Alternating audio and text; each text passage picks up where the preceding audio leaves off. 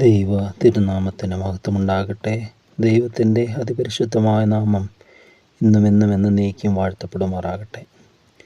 ദൈവകൃപയാലും കരുണയാലും മനോഹരമായൊരു ദിവസം കൂടെ ദൈവം നമുക്ക് തന്നു. അതിനായി നമുക്ക് ദൈവത്തെ സ്തുതിക്കാം. ദൈവം തൻ്റെ വിശ്വസ്തത വലിയത്, അത് രാവിലെ തോറും പുതിയത്, അവൻ്റെ കരുണ തീർന്നു പോകാത്തതുമാകുന്നു എന്ന് തിരുവെഴുത്തൻ പ്രകാരം ആ ദൈവിക വിശ്വസ്തതയ്ക്ക് അടുത്ത് നിന്ന് ദൈവത്തിൻ്റെ കരുണയും കൃപയും അനുഗ്രഹങ്ങളും ഓരോ ദിവസവും പുതുതായി നമുക്ക് അനുഭവിക്കുവാൻ ദൈവം തരട്ടെ എന്ന് പ്രാർത്ഥിക്കുകയാണ്. കഴിഞ്ഞുപോയ കാലങ്ങളിലെ ഓർമ്മയിലല്ല ക്രിസ്തീയ ജീവിതം എന്ന് പറയുന്നത്. അത് അനുദിനം ദൈവത്തോടുള്ള സജീവ ബന്ധമാണ് ക്രിസ്തീയ ജീവിതം എന്ന് പറയുന്നത്. നാം അതിനായി ആഗ്രഹിക്കുമ്പോൾ നമുക്കത് സാധിപ്പിച്ചു തരുന്ന ദൈവം. ദൈവിക ബന്ധം. അനുഗ്രഹങ്ങളുടെ പിന്നാലെ പോകുന്നവർ അനുഗ്രഹദാതാവിനെ വിസ്മരിക്കുകയാണ്. അനുഗ്രഹങ്ങളുടെ ഉടയവൻ നമ്മോട് കൂടി ഉണ്ടെങ്കിൽ അനുഗ്രഹം നമ്മളെ അനുധാവനം ചെയ്യും. അതാണ് ദാവീദ് പറയുന്നത്. നന്മയും കരുണയും എൻ്റെ ആയുഷ്കാലമൊക്കെയും എന്നെ പിന്തുടരുമെന്നാണ് പറയുന്നത്. ഞാൻ അതിനെ പിന്തുടരുകയല്ല, അതെന്നെ പിന്തുടരും. ഞാൻ എൻ്റെ ഇടയനെ അനുഗമിക്കുന്നു. യഹോവ എൻ്റെ ഇടയനാകുന്നു 21 സങ്കീർത്തനത്തിൽ അത് പറയുന്ന ഒടുക്കം വരുമ്പോൾ നന്മയും കരുണയും എൻ്റെ ആയുഷ്കാലമൊക്കെയും എന്നെ പിന്തുടരും. ഞാൻ അനുഗ്രഹങ്ങളുടെ പിന്നാലെയല്ല, ഞാൻ അനുഗ്രഹദാതാവിൻ്റെ പിന്നാലെ പോകുമ്പോൾ അനുഗ്രഹങ്ങൾ എന്നെ അനുഗമിക്കും. അതെന്നെ പിന്തുടരും, ഞാനതിൻ്റെ പിന്നാലെ പോവുകയല്ല.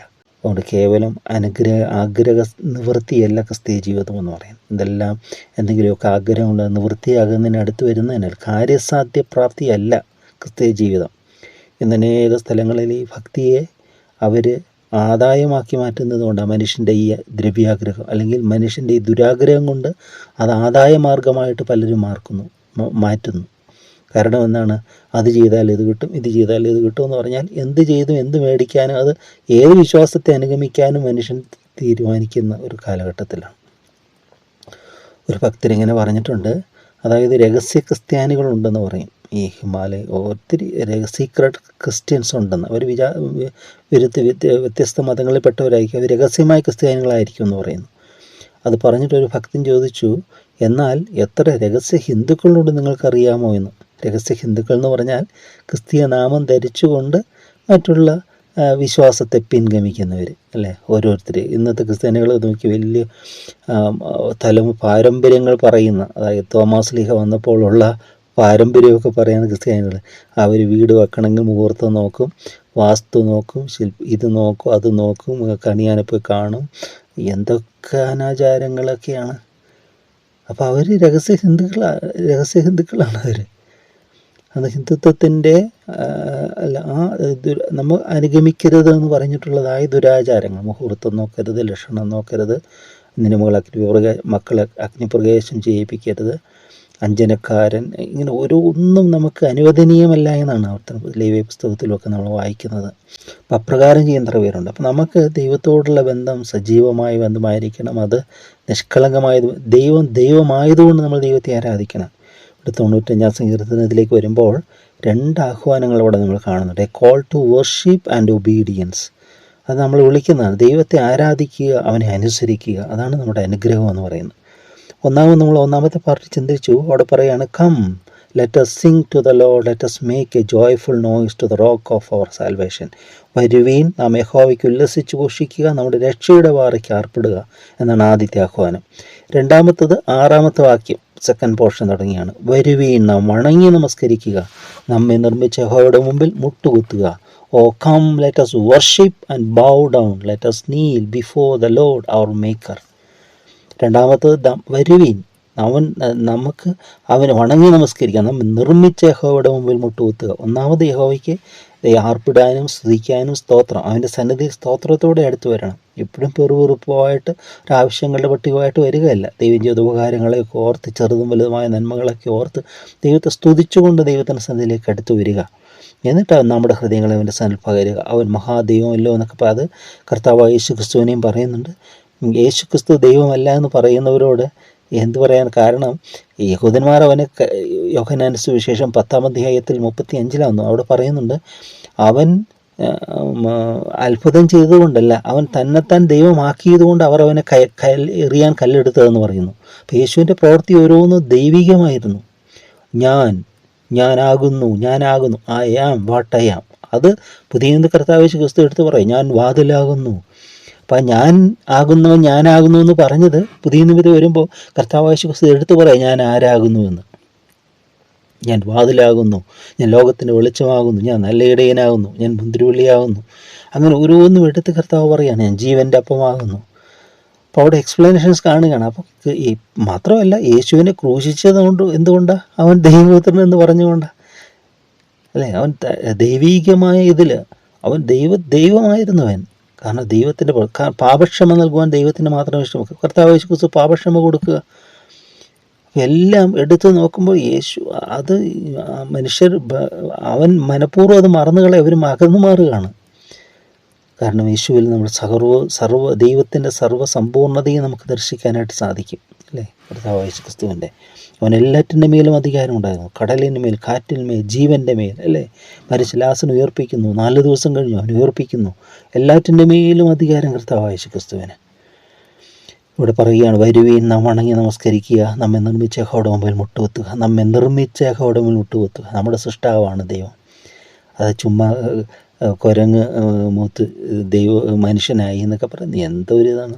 മാക്രി മാൽമാക്രി, അത് പിന്നെ മുകളിൽ കയറി തവള പിന്നെ ചാടി മരത്തിൽ കയറി, അത് പിന്നെ പറക്കാൻ നോക്കി ചിറക് വെച്ചു, അത് പിന്നെ പക്ഷിയായി. ഇങ്ങനെ എന്തോ ഒരു മണ്ടത്തരങ്ങളായി ഇവന്മാർ പറയുന്നത്. മൂഢരായി പോകും, മഹാമൂഢന്മാരായി പോകുമാരെ. എന്നിട്ട് ഇന്നത്തെ കുരങ്ങ് മാറുന്നില്ലല്ലോ. കുരങ്ങ് മൂത്ത് മനുഷ്യനായി കുരങ്ങ് മനുഷ്യനായി തീരണ്ടേ? ഇന്നത്തെ കുരങ്ങ് മാറുന്നില്ലല്ലോ. ഒരു മനുഷ്യൻ്റെ ഒരു സവിശേഷതയും ഒരു മൃഗത്തിനുമില്ലല്ലോ. ഒരു കോൺക്രീറ്റ് നോളേജല്ലേ അതിനുള്ളൂ. അതിന് ബുദ്ധി വൈഭവങ്ങൾ ചിലതെല്ലാം പഠിപ്പിച്ചു കൊടുത്താൽ പഠിക്കുമെന്നല്ലാതെ ദൈവം കൊടുത്ത ചില സവിശേഷ ഗുണങ്ങൾ ഓരോ മൃഗത്തിനും അതിൻ്റേതായിട്ടുണ്ട്. കാഴ്ചശക്തി ചിലതിന് ഭയങ്കര, ഇപ്പോൾ കഴുകന് ഭയങ്കര പവറാണ് അതിൻ്റെ കാഴ്ചശക്തി. പക്ഷെ എല്ലാ പക്ഷികൾക്കും അങ്ങനെയില്ല. കേൾവിശക്തി, ഈ സൂക്ഷ്മ ശബ്ദം പോലും കേൾക്കാൻ നായ്ക്കൾക്ക് കഴിയുമെന്ന് പറയും. നമ്മൾ കേൾക്കാത്ത ശബ്ദം കേൾക്കാൻ ആ ഫ്രീക്വൻസി അത് കൂടുതലാന്ന് പറയും. അങ്ങനെ ചിലത് കോൺക്രീറ്റായിട്ട് ഓരോരുത്തരും വ്യത്യസ്തമായിട്ട് കൊടുത്തിട്ടുണ്ട് എന്നുള്ളതിനല്ല കവിഞ്ഞ് മനുഷ്യനുള്ള വിവേകവും ഞാനും ഒന്നും ഒരു മൃഗത്തിനും ഇല്ല. മനുഷ്യൻ എന്തൊക്കെ, അവൻ പക്ഷിയെ പോലെ പറക്കുന്നു, അവൻ താഴത്ത് മത്സ്യങ്ങളെ പോലെ നീന്തുന്നു. എന്താ മനുഷ്യൻ ചെയ്യാത്ത? മനുഷ്യൻ അത് ദൈവത്തിൻ്റെ സദൃശ്യവും സ്വരൂപമാണ്. ദ ഇമേജ് ആൻഡ് ലൈക്ക്നെസ് എന്ന് പറയുമ്പോൾ ദൈവത്തിൻ്റെ ജ്ഞാനവും അതിലേക്ക് പകർന്നിട്ടുണ്ട്. പക്ഷേ ജ്ഞാനം ഇത് ഫുള്ളായിട്ടല്ല എന്ന് അത് ഒരു ചിന്തകർ മനുഷ്യൻ ആര് പറയും? മനുഷ്യൻ്റെ ഒരു തൻ്റെ ബുദ്ധിവൈഭവത്തിൻ്റെ 20% പോലും ഇതുവരെ ഉപയോഗിച്ചിട്ടില്ലെന്ന്. പക്ഷേ മനുഷ്യൻ്റെ പൂർണ്ണമായ ജ്ഞാനം എന്ന് പറയുന്നത് ഏദൻ തോട്ടത്തിൽ ആദ്യ സൃഷ്ടിയിലായിരുന്നു. പക്ഷെ പാപം ചെയ്തപ്പോൾ അതിന് വിഘ്നം വന്നു, അതിന് ബ്രേക്കായി, അത് തടഞ്ഞു. അത് ഫുള്ളായിട്ട് ഉപയോഗിക്കാനായിട്ട്. എന്നാൽ ഈ നമ്മൾ വീണ്ടെടുപ്പ് നാളിൽ മനുഷ്യൻ അപൂർണതയിലേക്ക് വരികയാണ്. അപൂർണ്ണ ജ്ഞാനം ഇന്ന് വൈകല്യമുള്ളതാണ്, ഇന്ന് പാപത്തോട് ബന്ധനമുള്ളതായ അങ്ങനെയുള്ള ഒരിതാണ്. അതായത് നമുക്കിവിടെ കാണുകയാണ്, നമ്മെ സൃഷ്ടിച്ച യഹോവയുടെ മുമ്പിൽ മുട്ടുകുത്തുക. നമ്മൾ പർവ്വതങ്ങളെക്കുറിച്ചൊക്കെ പറഞ്ഞു, പർവ്വതങ്ങൾ, ശിഖരങ്ങൾ അവനുള്ള, സമുദ്രം അവനുള്ളത്, ഇതൊക്കെ സൃഷ്ടിച്ച ഒരു സൃഷ്ടാവാൻ ദൈവം. അപ്പം നമ്മൾ ഒരു കാര്യം ചെയ്യുമ്പോൾ വിശ്വസിക്കുമ്പോൾ നമ്മൾ ദൈവത്തിൻ്റെ വിശ്വാസമുള്ളവരായിരിക്കും എന്ന് നമ്മൾ പറയും. നമ്മൾ പ്രാർത്ഥിക്കുമ്പോൾ നമ്മൾ ആരോടാണ് പ്രാർത്ഥിക്കുന്ന ഒരു ചിന്ത വേണം. നമ്മുടെ ബുദ്ധിയിൽ ഇതൊക്കെ അതാ ഇസ്രായേൽ ജനത്തിന് പറ്റിയത്. ഇവിടെ നമ്മൾ കാണുകയാണ്, അവൻ നമ്മുടെ ദൈവമാകുന്നു, നാമോ അവൻ മേയിക്കുന്ന ജനവും അവൻ്റെ കൈകളെ ആടുകളും തന്നെ. ഇന്ന് നിങ്ങൾ അവൻ്റെ ശബ്ദം കേൾക്കുന്നുവെങ്കിൽ മെരുബയെ പോലെയും മരുഭൂമിയിൽ മസാനാളിനെ പോലെയും നിങ്ങളുടെ ഹൃദയത്തെ കഠിനമാക്കരുത്. അവിടെ വെച്ച് നിങ്ങളുടെ പിതാക്കന്മാർ എന്നെ പരീക്ഷിച്ചു, എൻ്റെ പ്രവൃത്തി അവർ കണ്ടിട്ട് എന്നെ ശോധന ചെയ്തു. 40 ആണ്ട് എനിക്ക് ആ തലമുറയോട് നീരസമുണ്ടായിരുന്നു. അവർ തെറ്റിപ്പോകുന്ന ഹൃദയമുള്ള ഒരു ജനമെന്നും എൻ്റെ വഴികളെ അറിഞ്ഞിട്ടില്ലാത്തവരെന്നും ഞാൻ പറഞ്ഞു. ആകയാൽ അവർ എൻ്റെ സ്വസ്ഥതയിൽ പ്രവേശിക്കുകയില്ലെന്ന് ഞാൻ എൻ്റെ ക്രോധത്തിൽ സത്യം ചെയ്തു. ഇതിവിടെ ഒരു കാര്യം എടുത്തു പറയുക, എന്താണ്? ഇന്ന് നിങ്ങൾ അവൻ്റെ ശബ്ദം കേൾക്കുന്നുവെങ്കിൽ മെരീബയെ പോലെയും മരുഭൂമിയിൽ മസാനാളിനെ പോലെ ഹൃദയത്തെ കഠിനമാക്കരുത്. അത് പുറപ്പാട് പുസ്തകം 17-ാമത്തെ അധ്യായത്തിലേക്ക് വരുമ്പോഴാണ് അവിടെ കാണുന്നത്.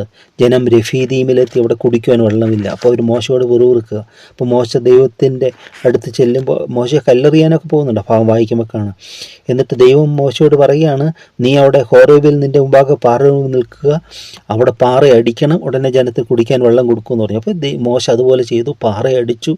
ഒരല്പം വെള്ളമൊന്നുമല്ല, 6 ലക്ഷം സമ്മിശ്ര പുരുഷാരത്തിന് കുടിക്കണമെങ്കിൽ വെള്ളം നദികൾ പോലെ ഒഴുകിയെന്നാണ് പറയുന്നത്. അത് അത്ഭുതം എന്ന് പറയുന്നത്. അവിടെ വെച്ച് അവർ കലഹിച്ചു അല്ലേ വെള്ളത്തിന് വേണ്ടി. അതുകൊണ്ട് ആ സ്ഥലത്തിന് പേരിട്ടതാ മസ്സ. 7-ാമത്തെ വാക്യം, മസ്സ എന്നും മെരീബ എന്നും കലഹമെന്നും ആ സ്ഥലത്തിന് പേരിട്ടു. ഇവരിതൊക്കെ കണ്ടിട്ടും ഈ അത്ഭുതം കണ്ടിട്ട് പിന്നെയും അവർ പരീക്ഷിക്കുക. ദൈവം സർവ്വശക്തനാണെന്നുള്ള ചിന്തയിലേക്ക് വരുന്നില്ല. കണ്ടിട്ട് പ്രത്യക്ഷമായിട്ട് ഈ നദികൾ പോലെ വെള്ളം ഒഴുകി അവർക്ക് ആവശ്യമായിരിക്കുന്ന വെള്ളം കൊടുത്തിട്ടും ഇവർക്ക് ഈ മന്ന കൊടുത്തിട്ടും കാടപക്ഷിയെ കൊടുത്തിട്ടും ഒന്നും അവർ വിശ്വസിക്കുന്നില്ല. അങ്ങോട്ട് മന്ന കണ്ടിട്ട് വിശ്വസിക്കാത്തവൻ, കാടപക്ഷിയെ കൊടുത്തിട്ട് വിശ്വസിക്കാത്തവൻ, അത് ആസ്വദിക്കാൻ പറ്റാത്തവൻ, മന്നയെ ആസ്വദിക്കാൻ പറ്റാത്തവന് പാലും തേനും ഒഴുകുന്ന കനാനിൽ ചെന്നാൽ ആസ്വദിക്കാൻ പറ്റുമോ? അത് അവർക്ക് പ്രവേശിക്കാൻ പറ്റാതെ. നമുക്കിന്നുള്ള ചെറിയ നന്മകൾ പോലും ദൈവത്തെ സ്തോത്രം ചെയ്തുകൊണ്ട് അനുഭവിക്കാനായിട്ട് സാധിക്കണം. സ്തോത്രത്തോടെ അത് ഓരോന്നിനും ദൈവത്തോട് നന്ദിയുള്ളവരായി നമുക്കിത് ചെയ്യാൻ പറ്റും. എന്നിട്ട് നമ്മൾ പിന്നെ ചിന്തിക്കേണ്ടത്, നമ്മൾ പ്രാർത്ഥിക്കുമ്പോൾ നമ്മുടെ പരിമിതിക്കത്തോണമല്ല ദൈവത്തോട് പ്രാർത്ഥിക്കേണ്ടത്. ദൈവത്തിനെല്ലാം കഴിയും. Nothing is impossible for God. അങ്ങനെ ദൈവത്തോട് പറയണം, എല്ലാം ഷെയർ ചെയ്യണം. അത് ദൈവം തരുന്നത് തരാതിരിക്കുന്നത് ദൈവത്തിൻ്റെ കാര്യങ്ങൾ വിട്ടുകൊടുക്കും. ദൈവമേ നിൻ്റെ ഇഷ്ടപ്രകാരം. നമ്മൾ കുഞ്ഞുങ്ങളായിരുന്നപ്പോൾ നമ്മൾ ചിന്തിക്കുക, നമ്മൾ എന്തെല്ലാം ചിന്തിച്ചുകൊണ്ടായിരിക്കും. ടൗണിൽ കൂടെ ഒരു ഫീസ്റ്റിന് പോകുമ്പോൾ, ഒരു ടൗണിൽ കൂടെ പോകുമ്പോൾ പലതും കാണുമ്പോൾ അതെല്ലാം ആഗ്രഹിക്കും അല്ലേ? പക്ഷെ നമ്മുടെ ആഗ്രഹങ്ങളൊന്നും നിവർത്തിച്ച് തരുന്നില്ലല്ലോ. കാരണം അപ്പം നമുക്കത് ആവശ്യമില്ല. എന്നാൽ നമ്മൾ വളർന്നു വരുമ്പോൾ നമ്മൾ മച്ചുറാകുവാണ്. എന്ത് ചോദിക്കണം, എന്താവശ്യമാണ്, നമ്മൾ അതിൻ്റെ ആ ഇതിലേക്ക് വരിക എന്ന് പറഞ്ഞ പോലെ ക്രിസ്തീയ ജീവിതത്തിലും നമ്മൾ ദൈവത്തിനെല്ലാം കഴിയുമെന്ന് പറഞ്ഞുകൊണ്ട് എല്ലാം ചോദിക്കല്ല. ദൈവേഷ്ടപ്രകാരം നമ്മൾ എന്തെങ്കിലും അപേക്ഷിക്കുന്നു, അപ്പോൾ നമ്മുടെ അപേക്ഷ ദൈവം കേൾക്കും, ദൈവം ഉത്തരം തരും. നമ്മുടെ യഥാർത്ഥമായി ഒരു പ്രാർത്ഥനയ്ക്ക് ഉത്തരം തരാതെ പോകുകയില്ല.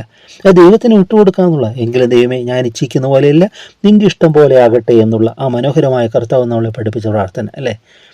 നിന്റെ നാമം വിശദീകരിക്കപ്പെടണം, നിന്റെ ഇഷ്ടം സ്വർഗത്തിലെ പോലെ ഭൂമിയിലുമാകണം. അതും പിന്നെ ഗത്സമനയിലൊക്കെ കർത്താവ് അതാ പ്രാർത്ഥിച്ചു. എങ്കിലും പിതാവേ, ഈ പാനപാത്രം നീങ്ങിപ്പോണമെന്ന് പ്രാർത്ഥിച്ചു. എങ്കിലും പിതാവേ, ഞാൻ ആഗ്രഹിക്കുന്ന പോലെ നീ ആഗ്രഹിക്കുന്ന പോലെ ആകട്ടെ എന്ന് പ്രാർത്ഥിക്കുക. ദൈവ ഇഷ്ടത്തിന് നമ്മൾ സമ്പൂർണ്ണമായിട്ട് കൊടുക്കണം. എന്നിട്ട് നമ്മുടെ ആവശ്യങ്ങളൊക്കെ ദൈവത്തോട് അറിയിക്കണം. അപ്പോൾ നമ്മുടെ പരിമിതിക്കത്തോളം എൻ്റെ കൈകൾ ഒതുങ്ങുന്നത് പോലെയല്ല നമ്മൾ പ്രാർത്ഥിക്കേണ്ടത്. ദൈവമാണെന്ന് ഓർത്തുകൊണ്ട് എല്ലാ ദിവസവും പ്രാർത്ഥിക്കുക. ദൈവം അസാധാരണമായ അത്ഭുതങ്ങളും അനുഭവങ്ങളും കൊണ്ട് നമ്മുടെ ജീവിതത്തെ നിറയ്ക്കും. ദൈവിക സാക്ഷ്യം നമ്മളിൽ എഴുതും. അതുകൊണ്ട് നമ്മുടെ ഹൃദയം കഠിനമാക്കരുത്, തെറ്റിപ്പോകുന്ന ഹൃദയമുള്ളവരാകരുത്. നമ്മൾ ദൈവസന്നിധിയിലേക്ക് എളിമപ്പെട്ടുകൊണ്ട് എപ്പോഴും ദൈവത്തിൽ വിശ്വാസമുള്ളവരായിരിക്കും. വിശ്വാസം അടിച്ചേൽപ്പിക്കേണ്ടതല്ല.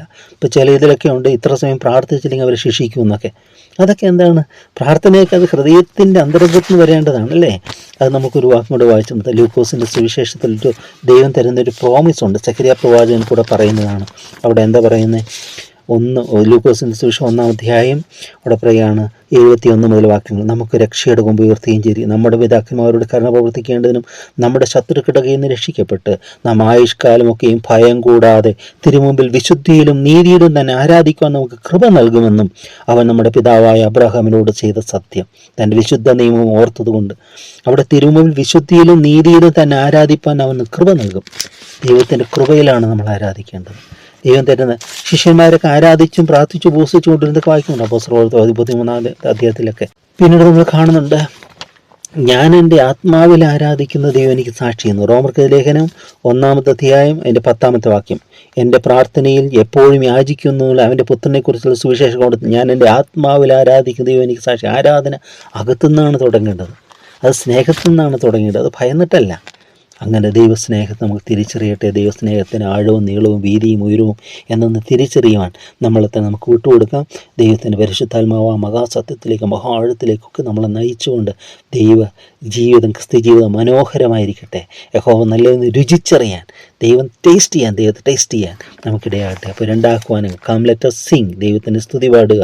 Come let us worship and bow down, ദൈവത്തെ ആരാധിക്കുക. ദൈവം നമ്മളെ തന്നെ എളിമപ്പെടുത്തുക, അർപ്പണം ചെയ്യുക. നമ്മളെ തന്നെ നമ്മൾ സൃഷ്ടിച്ച സൃഷ്ടാവിൻ്റെ സന്നിധിയിലേക്ക് നമ്മളെ തന്നെ വിട്ടുകൊടുക്കുക. അപ്പോൾ നമ്മുടെ ജീവിതങ്ങൾ ധന്യമാകും. ദൈവിക അനുഗ്രഹങ്ങൾക്ക് ദൈവം നിറയും. ആ സ്വസ്ഥത നമുക്ക് വേണ്ടി മുമ്പിൽ വെച്ചിരിക്കുക. ദൈവരാജ്യം, സ്വസ്ഥത, അതിലേക്ക് നമ്മൾ പ്രവേശിക്കുവാനായിട്ട് ഈ നാളുകളുടെ ഒരുക്കത്തിനായിട്ട് നമ്മൾ തന്നെ സമർപ്പിക്കാം. സ്നേഹം നിറഞ്ഞ ദൈവമേ, ഞങ്ങളുടെ വാഴ്ത്തപ്പെട്ട സ്വർഗ്ഗപിതാവേ, ക്രൂശിലെ മഹാസ്നേഹത്താൽ തൻ്റെ പുത്രൻ ചിന്തിത്തി രക്തത്താൽ ഞങ്ങളെ വിലയ്ക്ക് വാങ്ങിയ സ്വർഗസ്ഥ പിതാവാൻ ദൈവമേ, ഞങ്ങളെ തന്നെ കരങ്ങളിലേക്ക് സമർപ്പിക്കുന്നു.